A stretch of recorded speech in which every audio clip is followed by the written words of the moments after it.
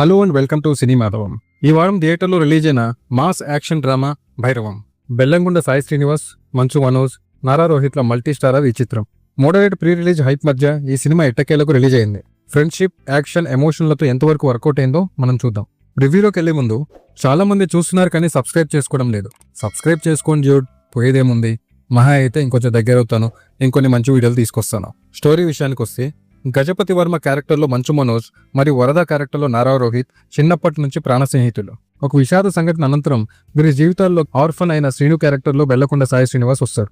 అయితే ఓ పొలిటీషియన్ మరియు సీఏ పాదసారితో కలిసి ఓ దేవాలయ భూమిని కబ్జా చేయాలని ప్లాన్ చేస్తారు. ఇక్కడ నుంచి కథ మలుపు తిరుగుతుంది. శత్రుత్వం మిత్రుత్వాన్ని విచ్ఛిన్నం చేస్తుంది. ఒకరిపై ఒకరు నమ్మకాలు కోల్పోతారు. చివరికి ఎలా ముగుస్తుందో స్క్రీన్ మీద చూడాల్సిందే.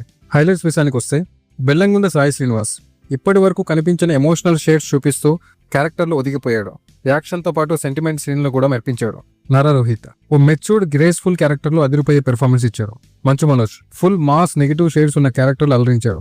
డైలాగ్ డెలివరీ, మేనరిజం, కోపం అన్ని perfect. Action scenes, interval block, Srinivas transformation scenes బాగున్నాయి. సపోర్టింగ్ క్యాస్ట్ సంపత్ రాజ్, అజయ్ వంటి నటులు తమ యూజువల్ ఎక్సలెన్స్ తో ఆకట్టుకున్నారు.